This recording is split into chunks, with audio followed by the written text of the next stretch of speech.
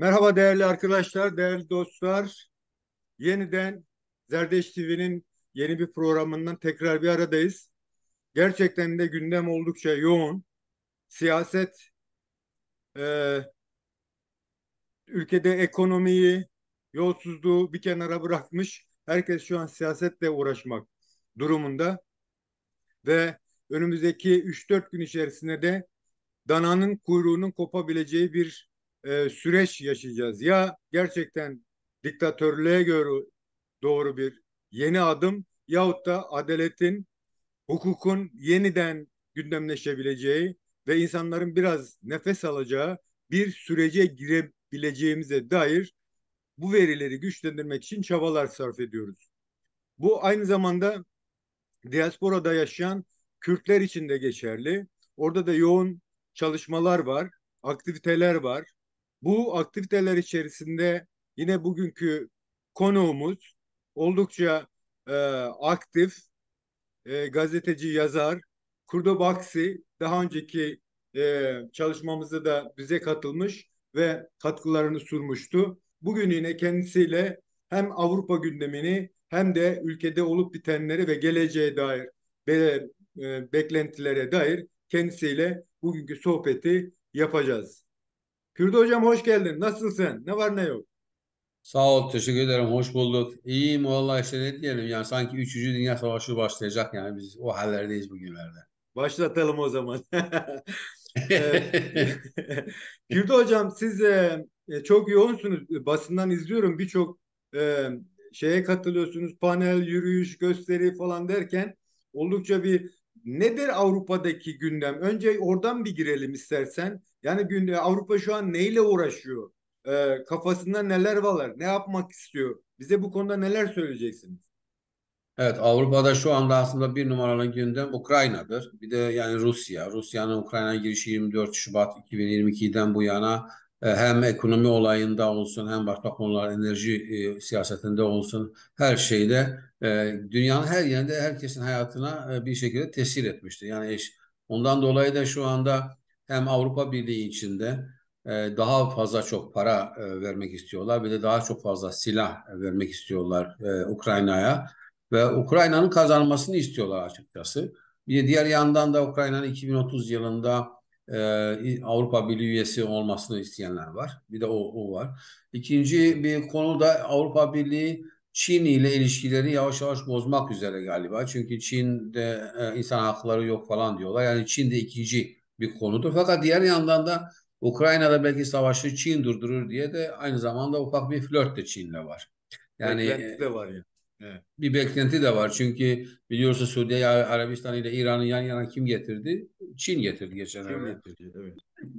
Ve şimdi de Çin diplomasisi çok ileride.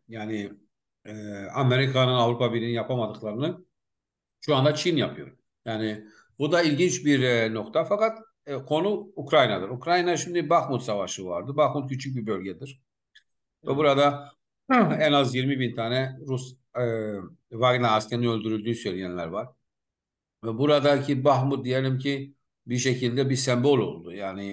Oranın düşmesi ya da düşmemesi. Diğer yandan da Ukrayna e, diyor ki bazı Ruslar ki bunların çoğu sağcı Ukrayna'da yaşamışlar ve ondan sonra da şu anda Putin'e karşı bir küçük şehirde Belgorod denen bir şehir var Hı Rusya'da. hı. Orada bir başkaldırı gibi bir şey yapmışlar ve oraya girmişler. Hatta orayı kontrol ediyorlar yani bazı bölgeleri. Tabii bu Öyle Putin mi? için çok zor bir şey olacak. Yani konu şu anda Ukrayna'dır. Yani Ukrayna, Çin, ondan sonra Türkiye'yi konuşuyorlar Avrupa'da şimdi. Öyle Peki, bitireyim. peki Zelenski'nin Suudi Arabistan'da bir yerlere gitti. O konuda Evet. onun sonucu ne oldu? E, Zelenski'nin toplantısı çok ilginçti. Çünkü yani hem gitti orada Beşar el-Assad da biliyorsun bu evet, 22 tane Avrupa Arap ülkeleri Arap Arap Ligi'nin ülkeler. Arap Birliği'nin toplantısı oldu. İlk kere Suriye'nin şu andaki Cumhurbaşkanı sandalyesini 2012'den sonra geri alabildi. Şu ana İlk defa. kadar Evet. muhalif birisi orada oturuyordu genellikle. Bazen de Evet. kimse oturmuyordu zaten. Şimdi orada yani bir yandan e, Beşar el-Assad orada oturuyor ve Beşar el-Assad en çok Rusya'dan yardım alan birisi. Diğer yandan da Zelenski de aynı toplantıya geliyorlar. Göz göze merhaba falan, nasıl, iyisin, çocuklar nasıl falan. Konuşmak zorunda, diplomasinin gereği, ama tabii ki Ya, birbirlerinden nefret ediyorlar. E, ya. fakat yani ben aslında bu Zelenski'ye çok hayran kaldım. Yani her gün bir yerdedir. Yani hiç, yani böyle mesela Avrupa'dan Amerika'ya, oradan Asya'ya, Afrika'ya, her yere geçip gidiyor. Hiç Yani yorulmuyor yani. demezler mi ki ya koçum sen nereye gidiyorsun? Şimdi Kiev'e girerlerse sen ne yaparsın diye soran yok mu?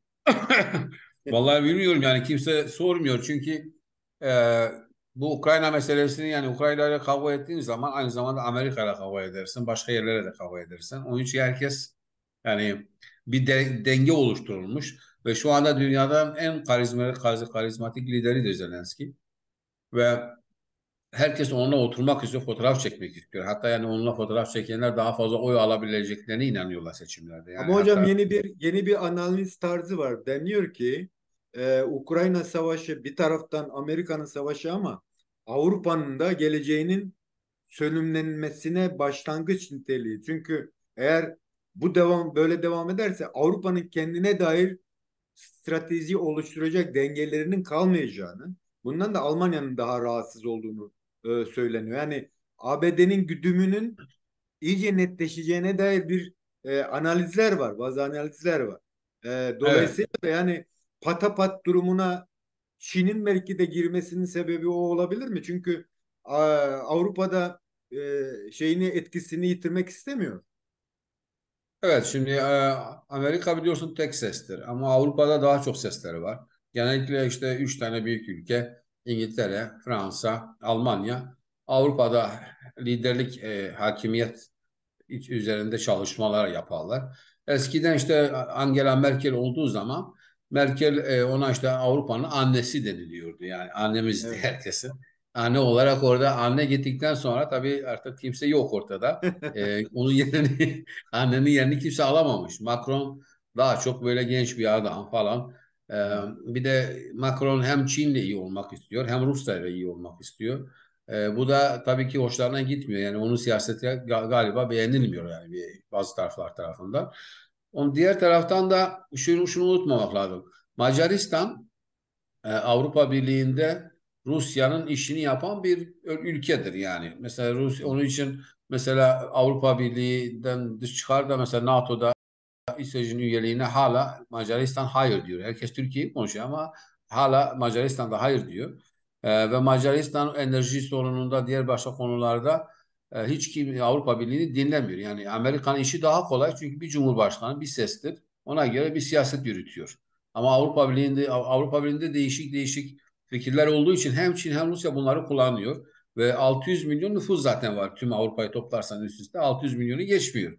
Ve burada da nüfus yavaş yavaş azalıyor. Yani yaşlanmalar, insanlar daha fazla yaşlanıyor. Çocuk yapma oranı azalmış.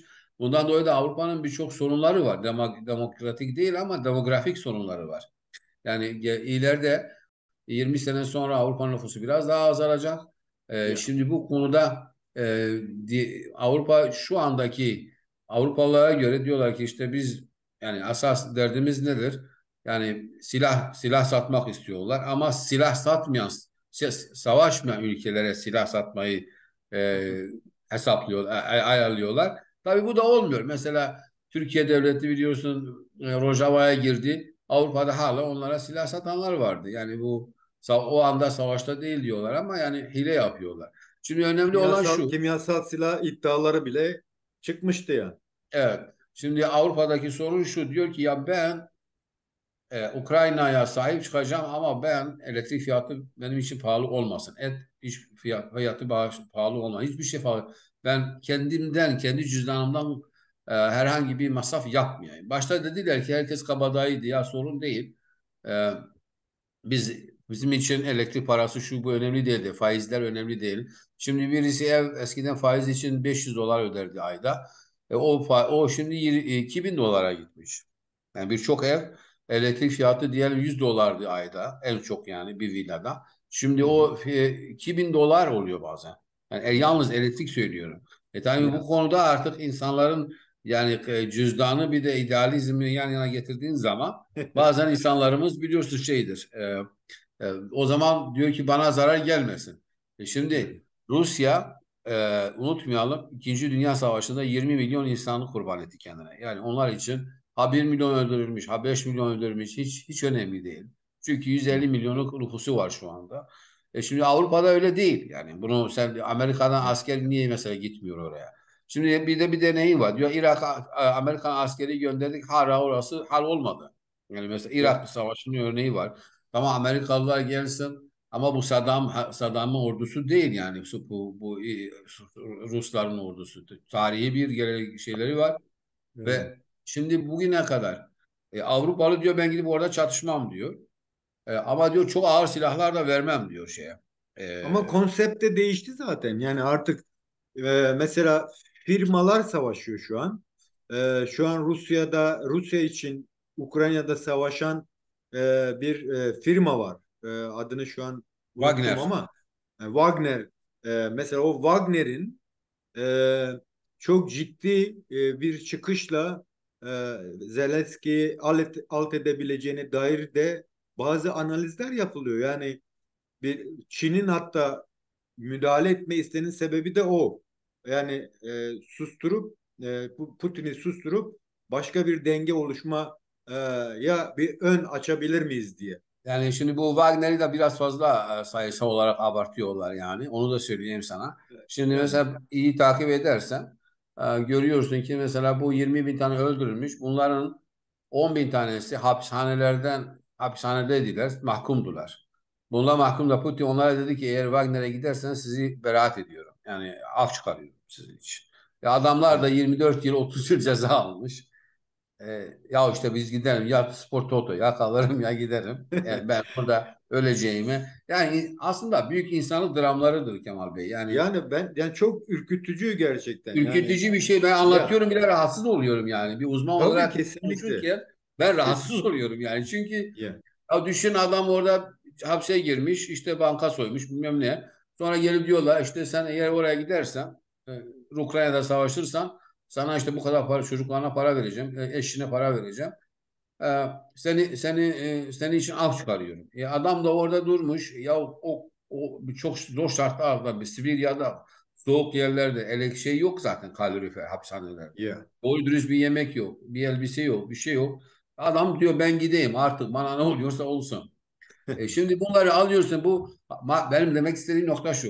Bu mahkumların savaşacak halleri yok. Bunlar benzin istasyonu soymuş falan. Ama bunlar şimdi sen benzin istasyonu soyan bir adam hayatında bir iki kere sen bu adamı alıp eline işte profesyonel bir şekilde savaş şey yapamazsın.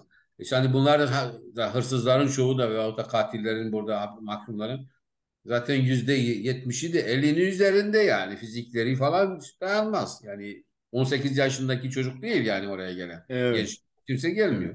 Evet. Bunlar daha çok gidiyor orada işte resmen böyle kendilerini feda ediyorlar. Şimdi Wagner hocam çok ilginç burada bir bir şey var. endüstri var bir de para var şimdi. Wagner Ya her bir işte tane yani buradan aldığı zaman birkaç bin dolar alıyor kendisine. En evet. iyilerini Orta Afrika'ya gönderiyorlar. Mali'ye gönderiyorlar bir de Suriye'ye gönderiyorlar. İşe Ya. yaramayanları Ukrayna'ya gönderiyorlar. Şimdi hocam şöyle de bir gerçek var. Mesela e, Azerbaycan Ermenistan arasında yani Ermenilerin bir kuşak genç insanı gitti ya ve şu Aynen. an 300 bine yakında Ukrayna'da bir kaybın olduğu söyleniyor. O bize yansıtılan belki de daha fazla. Dolayısıyla gerçekten de çok kritik bir noktadayız. E, Teşekkür ederim bu cevapların için. Biz buradan şimdi direkt Orta Doğu'ya kaçalım. Ama tabii yine de eklemek istediğiniz bir şey olursa eklersiniz.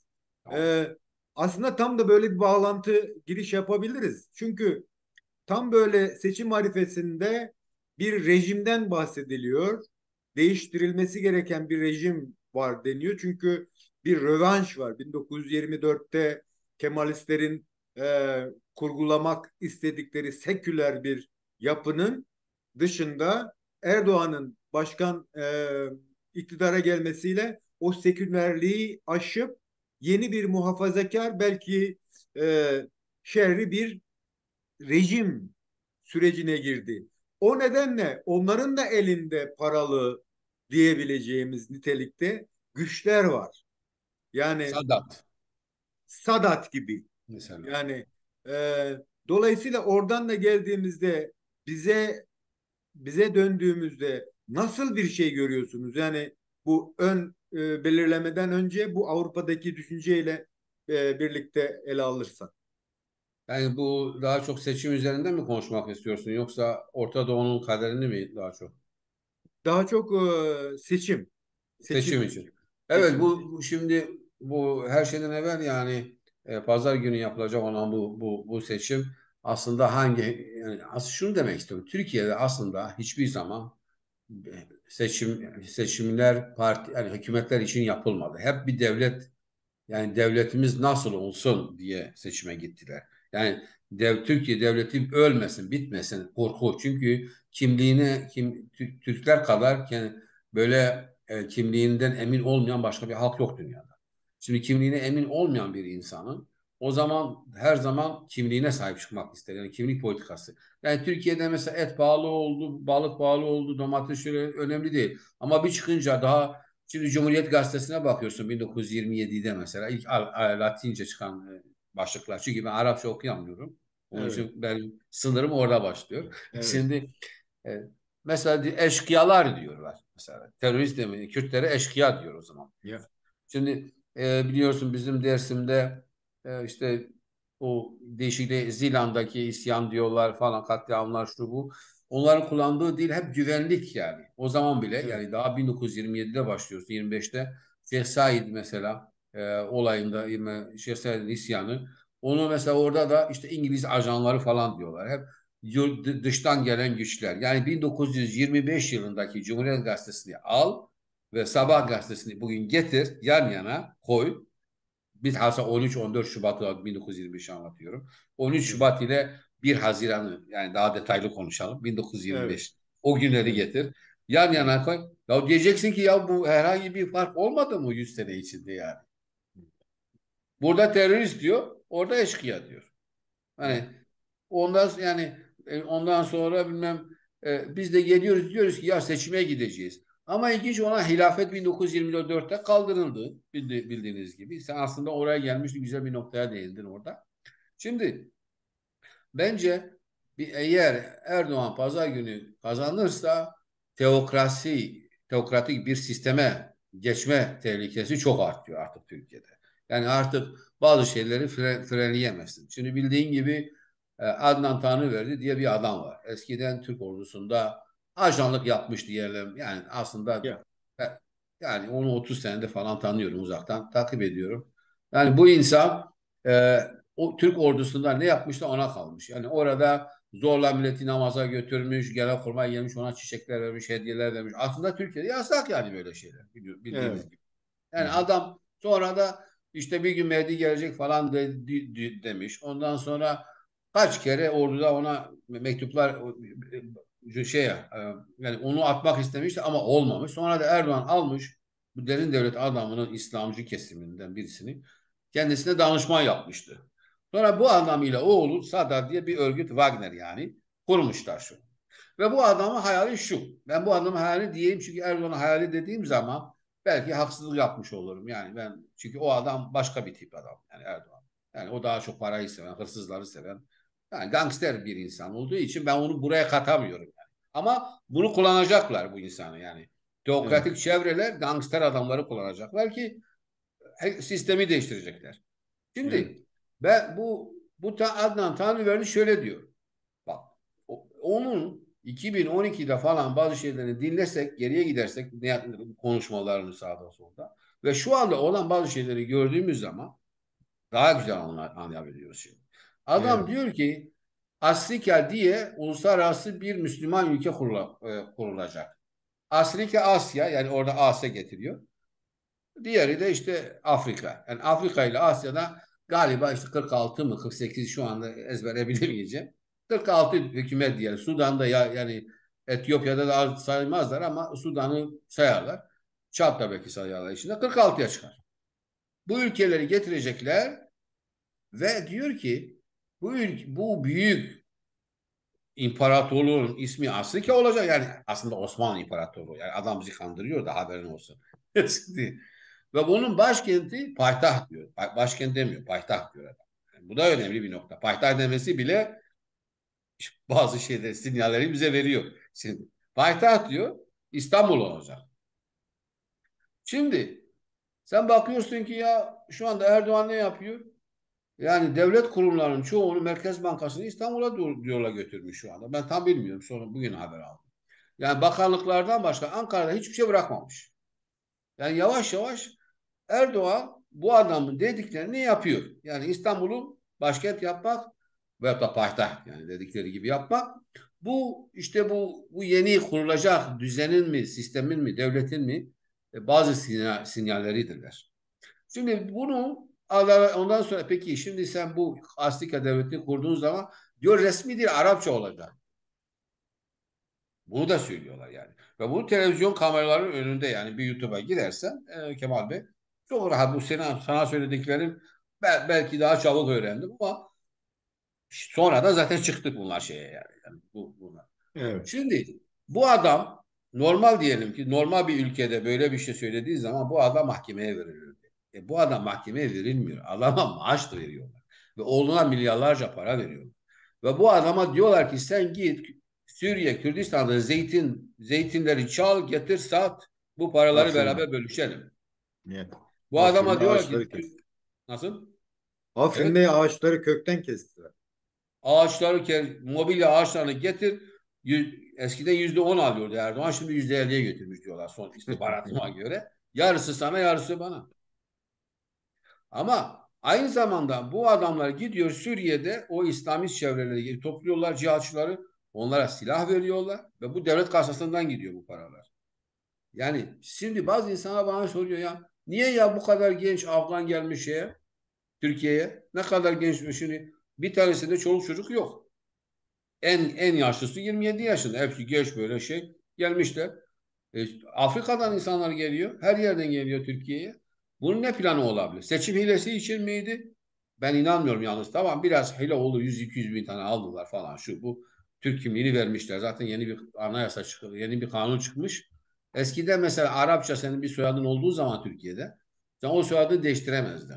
Yani mesela Kemal ismini Cemal yapabilirdi. Ama soyadını değiştiremezdi. Değiştirelim. Hmm. Ama şu anda Arapça mesela Afrikaca soyadı olduğu zaman onu Türkçe, hakiki Türkçe değiştirebiliyorsun Ağustos ayından bu yana. Hmm. Buna mesela bazı şeyler alttan gidiyor görmüyoruz, takip edemiyoruz ama yani çok şey dönüyor. Yani aslında Sanıyorum detayları geçenlerde bu uyuşturucu baronlarından birinin ismini o hepsi şekilde Türkiye değiştirip vatandaşı. vatandaşlığına almışlar. Evet. Ama onlar isimlerini hala koruyorlar yani. Ya. Fakat onlar 300 bin euro veriyorlar. Eşleri, çocukları herkes aynı zaten paket fiyat yani. Yani şey oluyor. Ne diyelim? Evet. Sen birisi ödeyince ailede diğerleri de otomatik vatandaş oluyorlar. Evet. Yani bunu zaten yani dünyada işte en çok kendi vatandaşlığı satan e, devlet Türkiye'de şu anda. Şu an. Ha, şimdi bu insanların hepsi oraya getiriyorlar. Tabii ki çok karışık bir sistem. Ben sistem değişikliğini yapıyorum. Yani yavaş yavaş Evet. teokrasiye geçip Erdoğan'ı eğer yaşıyorsa zaten ben bilmiyorum. Ben zannetmiyorum 2-3 ay dayanır bu adam ama yani eğer yaşıyorsa diyelim o başka bir gün başka konuşuruz onun hastalıkları var mı yok mu ne oldu falan diye. Ayakkabıları mesela ayakkabısı normal değil. Ayakkabılarına bakıyorum birkaç hafta her gördüğümde ayakkabı daha uzuyor böyle büyüyor yani şimdi. Teknik olarak baktığın zaman çünkü o bazı demirler falan koyuyorlar adam düşmesin diye yani yürürken falan. Yani bunları biz tecrübeli gazeteci olarak basit görüyoruz yani yürümesinden kolunda yani hastalığı var olan bir adam. Ama şimdi bu adam öldükten seçime kadar ölmez. Ve bu adam Erdoğan Peki Cumhurbaşkanı hocam seçilirse burada o kestik. zaman teokratik bir Türkiye'ye birinci adım atılmış diyorum ve orada duruyorum. Evet. Teşekkür ederim. E, Şimdi şöyle bakalım o zaman. Yani biz geldik özel güç birikmelerinin nasıl olacağına dair. birkaç veri verdin sen bize şu an. Şimdi şeye dönelim, 10 gün öncesine. Yani seninle bir program yapmıştık ve o zaman daha birinci tur seçimi yapılmamıştı. Dolayısıyla da Avrupa'nın beklentisi ne yönelik bir şeyler söylemiştin. Birinci turdan sonraki durumun Avrupa'daki karşılığı ne oldu hocam? Bize o konuda neler söyleyeceksin? Evet. Avrupa'da dediler ya Erdoğan nasıl kaybetmedi? Hile yapması gerekirdi falan. Herkes gülüyordu yani. Nasıl böyle 49,5'ta kaldı? Planlı mı yaptı bunu falan? Yani Osmanlı oyunlarını mı yapıyor işte? Zaten CNN'e çıkıp dedi ki isteseydim %50 de yapardım dedi ya. Yani Ya. öyle o anlamda yani söyledi. Yani yani diğer yandan da yani Türkiye'de %50'den fazla insanın Erdoğan sevmemesi onların hoşuna gitti tabii ki Avrupa'da.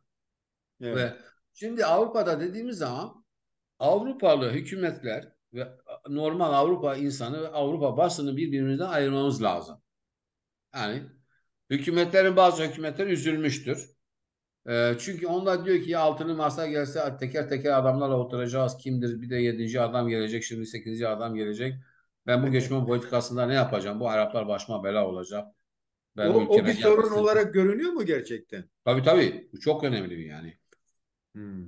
Şimdi Suriye göçmenleri hakikaten çok ilginç bir duruma düşmüşler. Ben bu parantezi de burada açayım. Şimdi tarihsel olarak Türkiye'de hep Kürtler şeytanlaştırılırlardı seçimlerde. Şimdi bu Evet. Suriyeliler yavaş yavaş son hafta görüyorum. Onlar bizden daha fazla şeytanlaştırılıyorlar bir şekilde. Oraya da geleceğim hocam. Evet. Ve bu hem uluslararası alanda hem de Türkiye'de böyle oluyorlar. Yani gerçekten yani çok üzücü bir durum. Yani nasıl üzücü bir durum? Yani çünkü hepimiz yani Kürt olduğumuz için yani göçmenliği çok görmüşüz. Diasporayı görmüşüz, çok şey görmüşüz. Kimse kendi toprağından çıkıp gitmek istemez. Yani kolay bir şey değil. Yani bunu her insan sen de biliyorsun, ben de biliyorum. Yani şimdi bu insanların şeytanlaştırılması kötü bir şeydi. Diğer yandan da Avrupalı bunlar Erdoğan için bir ticaret konusu olmuş bu adamlar. Yani Erdoğan'ın ayakta kalması için para mesela bu adamlardan kazanıyor. Avrupa Birliği diyor ki bak ben bunları göndereceğim size. Ya dün baktık Kapıkule'ye 1.000 tane adam göndermişti. Ha, 1.000 tane göçmen orada duruyor. Kim göndermiş bunu? Fark etmiyor. CHP de göndermiş olabilir. AKP de göndermiş olabilir. Ya bu adamlar geliyor hakikaten inanıyorlar ki Avrupa'ya gidecek. Ya işte bize yol verin falan. Gitmek istiyoruz. Ya bir bakıyorsun. Kürdo hocam bir şey sorabilir miyim? Avrupa Birliği desteğini devam ettiriyor mu? Yani bir 6 milyar dolardan falan bahsediliyordu bir ara. Evet. Evet. O Avrupa destek bana diyor devam ediyor mu? ben veriyorum ben bunları görmeyeyim. Tamam da hocam zaten parasını veriyor. Niye Türkler bu Tamam da kadar Erdoğan da aşırı bir yarısını şekilde yiyor. karşılar? Şimdi şöyle bir sorun var. Avrupa Birliği adamlarını göndermiş güzel bir şekilde orada bazı şeyleri örgütlemiş. Avrupa Birliği diyor ki ben bu parayı diyor Erdoğan'a vermek istemiyorum. Ben ona herkesin cebine otomatik bir para koyuyorum. Mesela bir kimlik bulmuş şey. Nasıl anlatacağım Türkçe? Göze bakıyor. Bir makine alıyor bir gözle. O gözlerin çok özel olduğu için onun Türkçesini nasıl anlat? Neyse para senin hesabına giriyor yani. Erdoğan Evet. hesabına girmiyor. Oradaki mültecilerin hepsi gidip fotoğraflarını çekiyorlar. Bilmem ne yapıyorlar. Hmm. Erdoğan da bunlar yok bunu sevmiyorum. Kabul etmiyorum dedi. Paralar bize Evet. gelecek. Biz burada şey miyiz yani? Onun dilini biliyorsun nasıl konuşuyor. Evet. Evet. Yani biz bunu şey yapacağız. Ondan sonra da örgütler şu bu Birleşmiş Milletler yapsın. Velhasıl alttan Erdoğan birkaç milyar dolar seçim kampanyası için götürüyor. Yani Hmm. bunu sana o kadar söyleyebilirim yani bir şekilde. Şimdi Kürdo hocam o zaman ben şöyle anlıyorum. Yani Avrupa halen Avrupa için mülteciler büyük bir sorun.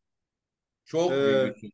Ama o mültecilerin yaratılması sürecinde mesela Türkiye Cumhuriyeti Devleti'nin Afrin'e girmesine de tepki göstermediler. Yani burada bir çelişki var. Yani onlar yarattı zaten bu göçü.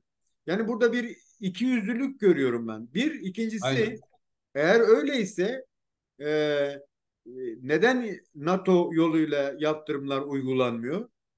Demek ki şu an daha netleşmemişler mi diyebilir miyiz? Yani Kılıçdaroğlu'na bakışları ne oldu bu birinci turdan hemen sonraki durumda? Şimdi bu birincisi Amerika, bir de Avrupa Birliği Kürt meselesinde dürüst değiller. Eğer dürüst olsaydılar Afrin'de olsun, diğer yerlerde olsun zamanında zaten Türkiye'ye cevabını söyleyeceklerdi. Ve yani basittir, yani bize sempati duymak istiyorlarsa İrak Kürdistan'ı hatırlarsın. 1992 yılında Amerika dedi ki işte 698 kararı vardı Birleşmiş Milletler'de. Evet. Orada dediler ki 36. paralelden bu sonra Irak uçakları uçamaz. Evet. Hatırlıyorsunuz değil mi? Evet. Evet. Şimdi bunlar da eğer isteseler derler ki ya Halep'ten sonra uçak bilmem uçamaz. E, Hı. Ama bunu yapmıyorlar. Ve daha çok göçmen gelmesin diye Erdoğan'ın istediğini yapıyorlar. Orada dürüst değil. Kemal Kılıçdaroğlu da e, yani eğer göçmenleri bize göndermezse gelsin Cumhurbaşkanı olsun diyorlar. Evet. Veyahut da eğer bunun yapacağı siyaset eğer çok sertleşirse oradan millet kaçmak isteyecek, Avrupa'ya gelecek. Biraz da Evet. dertleri oldu. Şimdi eskiden diyordu ki dün Ümit Özdağ'ın görüşmeden evvel bir yıl, 2 yıl sonra, 2 yıl için bir plan yapacağım. Yavaş yavaş bunların hepsini Suriye'ye geri göndereceğim göçmenleri diyordu Evet. Kılıçdaroğlu. Ama dün ne dedi? Bir yıl sonra yapacağım hepsini dedi. Bir yılda insanlar paniğe girecek, Avrupa'ya kaçmak isteyecekler. Evet. Ondan belki de istemeyebilirler onu. Evet. Peki hocam, şimdi Türkiye'deki birinci tur seçiminden sonra hem Kürtlere dair hem de sistemdeki iki farklı e, ittifaka dair acayip böyle bir beklenmeyen sonuçlar ortaya çıktı. Bir, Kürtlerde de öbür partilerde de oylarda düşüşler oldu. Örneğin Yeşil Sol Parti yeterince beklendiği kadar, yani 100 milletvekilinden bahsediliyordu. O alınamadı. Ee, Dolayısıyla ittifaklar, bu senin söylediğin gibi devlet aklının farklı çalıştığı bir zemin yaratılmaya başlandı. Dolayısıyla e, hedefledikleri Kürtler dışlanmış oldu. Ama aynı zamanda bir Kürt, bir Alevi'nin de iktidarı almaması için yeni çalışmalar yapıldı. Yani oradan nasıl okuyorsun bu çalışmaları? Yani yapmak istedikleri ne? Ne yapmaya çalışıyorlar? Yani yine Şimdi, sistem iktidara devam mı ettirmeyi düşünüyor sizce? evet yani burada çok anlatacak şey var ama en önemlisi şudur. Yani seçim neticeleri şunu gösteriyor. Yani milliyetçilik değil de aşırı milliyetçilik Türkiye'de çok para ediyor. Yani aslında bakarsan bu seçimi kazananları kimlerdi? Aşırı milliyetçilerdi Türkiye'de. %23'e Yani çıkmış hocam oyları. nasıl? %23'e çıktı aşırı Ee, milliyetçi. Ya ben AKP'ye de aşırı milliyetçi diyorum. Onu da say. Yani onu Şimdi bak. Yani İyi Parti oylarını saydın mı oraya? ya tabii o İyi Parti, MHP bu o anla beraber, yani bu Bir aşırı Büyük Birlik uç diye. Partisi. Heh, ya Bilmem Büyük neler. Birlik Ama ya ben aslında AKP'yi de onun üstüne eklemek istiyorum. Yani eklediğin zaman o zaman Türkiye'de şöyle bir ilginç durum var. Yani Alevi ve Kürtler, %65, yani Aleviler ile Kürtleri çıkarırsam bir yüzde şey altmış kalmıyor. beş, Tek yüzde tek altmış adam beş. kalıyor. Yani böyle parmakla göstereceğimiz işte birkaç tane aşırı milliyetçi olmayan artık isimlerini söylemek zorunda olacağım. Yani artık o kadara düşüyoruz yani. Ya, Yani bu da kötü bir şey. Yani o hatta yani hangi kişinin bize HDP'ye oy verdiklerini aşağı yukarı Türk olup da yani hemen hemen biliyoruz yani. Yani artık o kadar az oldukları için hangi evet. aileden hangi şeyden çıktığı olduklarını yani biraz şaka bir yana ama hakikaten çok yani bu Türkiye tarihi 1923-24'teki mecliste bile bu kadar aşırı sağcı, bağnaz ne diyorlar bunların Türkçesi artık? Bilmiyorum ki Türkçe bu kadar yetmiyor bazen. Bağnaz faşist, evet. Faşist olmadı mecliste yani. Yani böyle bir şey görmedim. Yani böyle bir şey hiç kimse hesaplayamazdı. Sonra ne oldu? İkincisi parlamentoda bunlar AK Parti çoğunluk kazandı. Zaten bu da çok önemli bir olay. Yani bir de HDP'nin yani Selahattin Demirtaş'ın orada olmaması hakikaten çok çok önemli bir yani sorundur. Çünkü eğer Selahattin Bey orada olsaydı %15 alırlar. Yani onun Selahattin Demirtaş'ın rolü çok önemlidir. Yani bunu bir daha öğrenmiş olduk. Yani onun orada olmaması. Ya diğer yandan şöyle oldu. Yani bazı Kürtler de dediler ki ya orada çok Türk koymuşlar listelere, oy vermem dedi. Bana açıkça böyle dediler yani. Diğer taraftan Evet. Türkler de dedi ya bu Kürtler bir şey kazanmasın diye Türkler de oy vermediler. Yani hem camiden olduk hem kiliseden olduk Kemal Bey yani. Hem de Doğru diyor. sinagogdan olduk. Yani hiçbir yer yani %6-7 gibi bir şey 7-8 yani hayatta bu öyle bir şey düşünmemiştim. Yani çok üzüldüm. Gerçekten hala da kendime gelememişim. Yani yani hangi noktaya üzülecektim ben yani. Bu Sinan Oğan olayı da çok ilginç. Ümit Özdağ olayı da ilginç. Yani şimdi Kemal Kılıçdaroğlu bir yandan HDP'de yardım istiyor. Diğer yandan da Ümit Özdağ'dan yardım istiyor. Yani Satürnüs ile Mars gibi birbirine ayrı gezegenler Evet. gelecek bir yerde duracaklar. Şimdi Ümit Özdağ ne demiş? Demiş 66. madde gitmez. Kabul etmem. Yani zaten Türkiye'deki anayasanın en kötü maddesi 66. madde. Türkiye Evet. vatandaşı herkes otomatikman Türktür diyor. Zaten Kürtlerin Evet. derdi bu. Yani Evet. bu Evet. maddeyi kaldırmayana kadar hiçbirimiz nefes alamayacağız. Yani sen Kanada'da yaşayacaksın, ben burada yaşayacağım. Yani bu madde olana kadar hiçbirimiz rahat edemeyeceğiz. Çünkü dünyanın en ırkçı maddesidir. Kemal Kılıçdaroğlu buna dedi ki ya işte köprüden geçene kadar ayya dahi diyeceğim. O siyaseti yürüttü. Şimdi ama önemli olan bir nokta var burada. Bir de ne diyor?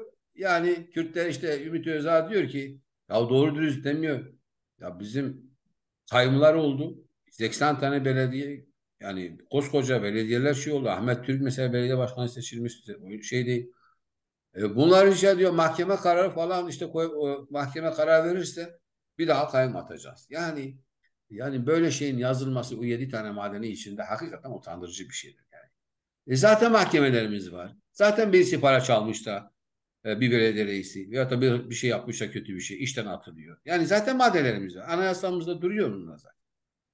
Ama sırf faşistleri mutlu etmek için bunu yani anti-Kürt bir şey. Buna rağmen yine de herkesi Kılıçdaroğlu'na oy vermesini istiyoruz. Ona da bir şans tanınması gerekir. O başka bir şey.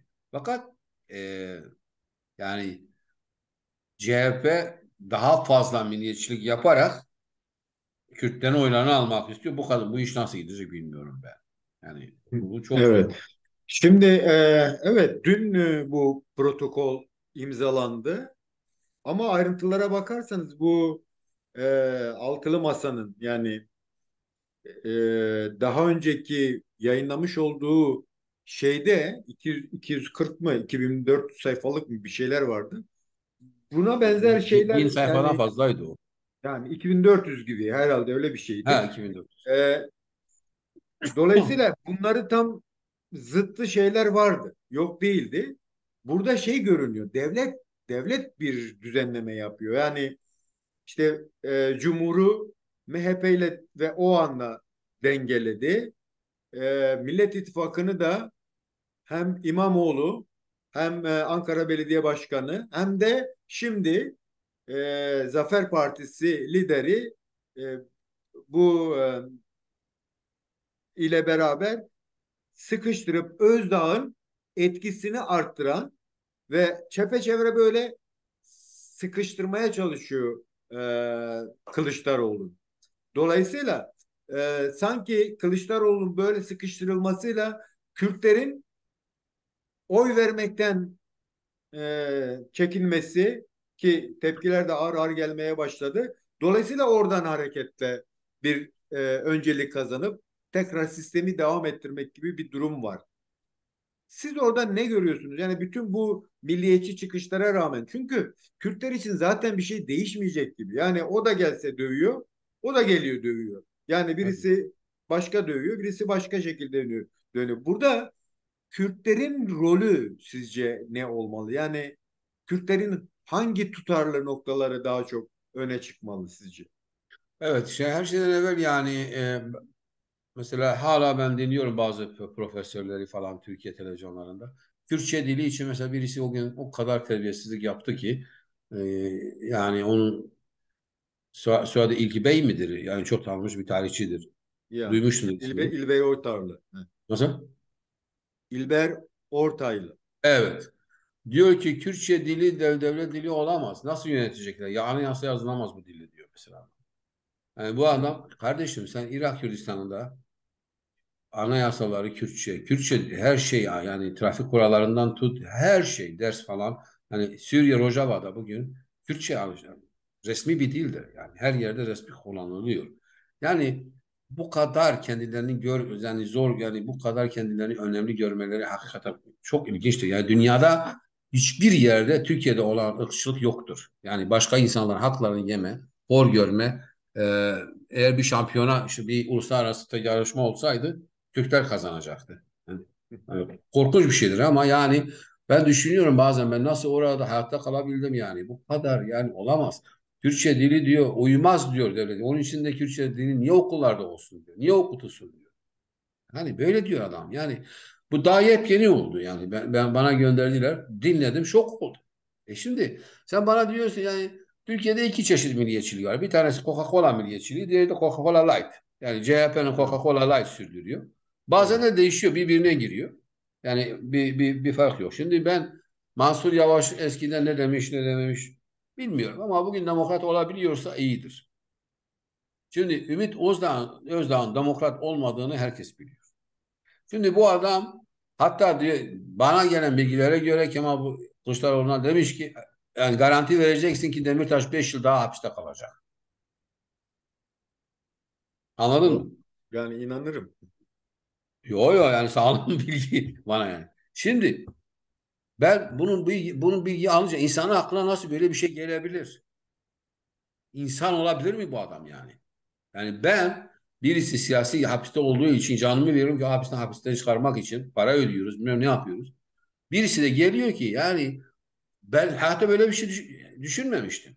Yani o kadar Türkiye milliyetçiliğini görmüşüm ben. Yani tecrübeli bir aileden geliyorum. 100 yılda ailemiz bu işlerle uğraşıyor. Ama bu kadar hala da 2023 yılında bir parti liderinin başka bir parti liderinin için sırf Kürt olduğu için 5 yıl daha hapiste kaldığını istediği zaman ben Türkiye'ye bir şans veriyorum. Bu devletin bölünmesi lazım. Ve Kürtler artık yani onlara diyecekler bak kardeşim sizden bir şey çıkmaz. Biz yavaş yavaş şu anda belki demezler. Federal devlet kurmak istiyoruz desinler. Sonra zaten Suriye yavaş yavaş Suriye'de değişiklikler olacak. Irak'ta olacak. Kürdistan'ın küçük parçaları serbest olacak ve yavaş yavaş büyük haberleri olan Türkiye Kürdistan'ı biz 25-30 milyonuz. Onlarla beraber başka bir şey kuracaklar. Yani bu devlet böyle bir şey yani 100 yıl sonra aynı mentalite. Türk devleti tek bir adım ileri gitmemiş. Ve Türkiye devletini bu partiler CHP olsun AKP olsun hepsi sırf Kürtler haklarını almasınlar diye mutsuz yaşamaya karar almışlar. Yani Kürtler mutsuz bir halk. anasını görmesin. Evet. Yani onlar mutsuz olmak için, kötü ekonomiye sahip olmak için bunu yapıyorlar. Ve bizim de artık yapacağımız bir şey yok. Hocam, Eğer Yeşil Sol Parti yöneticileri açıklamada bulundu. evet, Dolayısıyla her şeye rağmen evet, Kılıçdaroğlu'nu destekleyeceklerine dair bir yayınları oldu. O evet, konuda da bir bilginiz vardır galiba. var. Bu nasıl bir gelişme sağlar? Nasıl bir açılım olur? E, Valla ben yani onlar öyle şimdi Erdoğan devleti değiştirmek istediği için çok tehlikeli oyunlar oynadığı için bunun yani CHP'ye destek değil bu. Yani Türkiye'nin normal bir ülke olması için bu böyle bir şey karar almışlar. Yoksa İran gibi olacak. Baas Partisi Suriye'de neyse Irak'ta neyse Türkiye oraya gidiyor. Şimdi bunun önlemesi için e, ne yapacağız? Yani Yani şimdi biz diyoruz ki yani bana göre şöyle. Türk devleti kanser hastası. Yani bizim yapacağımız bir şey yok. Yani Allah ona ömürler yani yani biz o hiçbir şey değiştiremeyiz biz yani. Hiçbir ilaç yok yani bu devlet için. Ama biz yine de demokrasi sahibi olalım, demokratik olalım, insan hakları için çalışalım ve e, daha çok yani Suriye'deki ve ben şahsen şu anda Türkiye'de fazla bir şey yapmak istemiyorum çünkü yapacağım bir şey yok.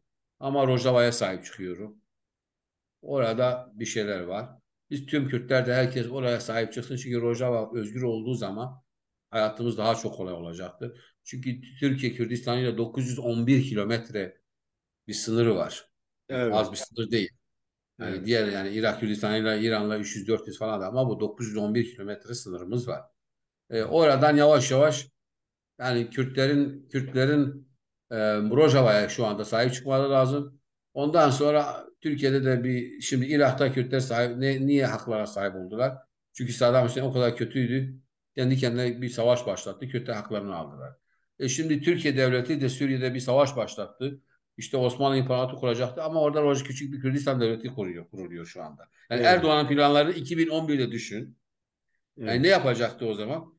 İşte gidecekti. O meşhur bir cami var. İsmini şu anda unuttum. Neydi ismi? Selahattin Can. Selahattin Camisi'nde namaz kılacaktı adam. Ama şimdi bağımsız bir Kürdistan kuracak orada. Yeah. Yeah. Yani Kürtlerin düşmanları hata işlerlerse Kürtler hak sahibi olacaklar. Yoksa şansımız yok. Çünkü dünyada en az demokrasinin olduğu ortam Orta Doğu'dur. Evet. Ve dünyada bak Suriye gibi bir devlet, İran gibi bir devlet, Türkiye gibi de Irak gibi bir devlet ortasında yaşayan başka bir halk yok. Biziz. Evet. Yani bundan daha zor biz kendi coğrafyamızın kurbanlarıyız. Bizim Doğru. coğrafyamız hem zenginliğimizdir hem başımızın belasıdır. Hem petrolümüzdür hem güzel iklimidir. Hem kardır hem yazdır. Hem turizmdir hem beladır. Yani biz coğrafyamız çok güzel olduğu için her şey başımıza geliyor. İnşallah Allah bir gün bize sahip çıkar. Peki Kürdo Hocam, şimdi yönetim yani Kürt siyasi hareketi yöneticileri direkt Kılıçdaroğlu'nu gösterdi ancak birinci turun sonunda yani %15 bir beklentileri varken %8,8'e Evet. düştüler. Dolayısıyla bu yöneticilerin bu talepleri yerelde yani sokakta karşılık bulabilir mi sizce? Evet şu anda olabilir yani bazı noktalarda eğer şimdi diğer seçim parlamento olduğu için daha çok biliyorsun bizim insanlarımız heyecan vardı seçimde. Şimdi herkes milletvekili olmak istiyor. Bir istek Çünkü havası var. Kürtlerde de bir bölünme var. Yani Evet bu onu diyorum. Kürtlerde diyorum. Hüdapar'la Türklerde beraber he. Yani ben Kürt uzmanıyım. Türk uzmanı değilim. Ben Kürtlerde. Yani şimdi Kürtlerde de mesela CHP'li Kürt var. Diğeri ona kızıyordu mesela. Yani niye CHP'den aday olmuş mesela diyordu. Mesela bazıları tabii yarışma var. Yani aynı şehirde de sorunlar var. Tabii ki bu önemli insanlar böyle deyince videolar yayınlıyorlar birbirlerine aleyhlerine Hakkari'de Diyarbakır'da bilmem ne. Tabii evet, ki ama şu anda artık o olay bitti. Herkes yerini aldı. Yani Kürdistan 23 vilayetinde kim milletvekili olacaksa yerini aldı Türkiye'de. Yani Kürdistan'ın 23 evet, vilayet diyorum ben. Öyle konuşuyorum. evet, Yani Kürdistan olarak tanımladığım bölge budur yani. Bazıları evet, sevmiyor ama benim bölgem 23 evet, tane vilayetim var. Şimdi bu evet, 23 vilayetin o olay kapandı. Parlamento seçimi kapandı. Şimdi daha az hile imkanı da olacak bu şey için, AKP için. Çünkü evet. iki isim var orada. Yani iki tane şey yapacaksın. Ve burada bazıları da şöyle düşünüyor. Kürtlerde de şöyle bir anlayış var. Ya bunlar parlamentoda aldı. Ya başımız belaya girecek bu. Rom İmparatoru diyorlar bizim Kürtler. Türkiye Rom yani. Evet. Şimdi bunlar diyor Bahte ya Rome Reşe diyorlar ya. Bahte bir Rome denge Reşe. kuralım. Ha. Rom yaraş diyeceğim o. Ben Bahte Rom Bahte diyeceğim. Rome Reşe. Evet. Şimdi de ya bu Erdoğan Cumhurbaşkanı da olsa parlamentoda elinde olsa ya bizim için kötüye gider. Ya tamam mı? Kemal iyi bir adam olmayabilir. Ama yine de biz öyle yapalım ki bir denge olsun diyebilirler. Bilhassa Evet. Alevi Kürtler çok öyle düşünecektir diyorum. Çünkü yani onlar için bu çok zor bir dönemden geçiyorlar. Tabii ben öyle düşünüyorum ama Türkiye'yi analiz etmek dünyanın en zor işidir. Evet. Yani çünkü bir hafta içinde Türkiye'nin ne olacağını biz bilemiyoruz. Onun içinde çünkü güvenlik politikasıyla yaşayan bir halktır. Dünyanın en korkak vatandaşları. Hocam Yani son evet, olarak bize neler söyleyecek? Beklentin ne? Pazar günü yani evet. pazartesi ne olmasını istiyorsun? Ne olması gerekiyor sizce? Bu verilerle yani bir halk neyin cevabını verebilir? Çünkü yüzde Ben elli, yüzde elli. bir halk lafını kullanmıyorum. Halklar lafını kullanıyorum ben. Yani Türkiye'deki şu an seçime göre halkların ne kararlar verecekler? Doğrusun, Evet. haklısın. Tamam. Şimdi ben ilk önce şöyle diyorum. Kürt halkına Hocam diyorum. biraz geriye git. Böyle kafan. Biraz geriye mi gideyim? Heh, heh, Tamam. okey, okey. Ben Kürt halkına şöyle diyorum. Kürt olarak git oyunu kullan. Kürt kimliğinle git oyunu kullan pazar günü. Kemal Kılıçdaroğlu'na ver. Türklere diyorum artık demokrat olmanın zamanı geldi. Siz de bir gezegen olarak dünyada tek başına yaşamayın lütfen. Gidin Kemal Kılıçdaroğlu'na oyunuzu verin. Belki Kemal Bey bu son bölümü sansürler ama ben yine de öyle söyleyeyim. No, sansürlemeyeceğim. Sen programı izlemişsindir. Ben sarsın falan yapmadım. Yok yok Aynısını. yok. Şaka söylüyorum. Senin ismin de Kemal olduğu için diğeri de Ha, Kemal ya. Orada şey yapmak istedim yani. peki. Öyle Değerli oldu. dostlar, değerli seyirciler, bugün yine keyifli bir program oldu. Gerçi beklentiler pek keyifli olmasa da sonuç itibariyle değerli Kürdo baskıyla konuştuk bugün.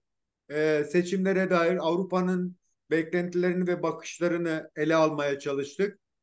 Umarım sağlıklı bir analiz ortaya çıkmıştır. E, Kendisine çok teşekkür ediyoruz. Tekrar katkı sundu bize, zaman ayırdı. Çok sağ olsun. Hocam son olarak söylemek istediğim bir şey varsa ondan sonra bağlayalım. Ben tek istediğim şey yani dünyada pardon, dünyada hiç savaş olmasın ve herkes kendisi için istediği hakları başka haklar için istesin. Onu söyleyeceğim. Çok teşekkür ederim değerli hocam. Sağ olasın. Görüşmek üzere. Kendinize iyi bakın.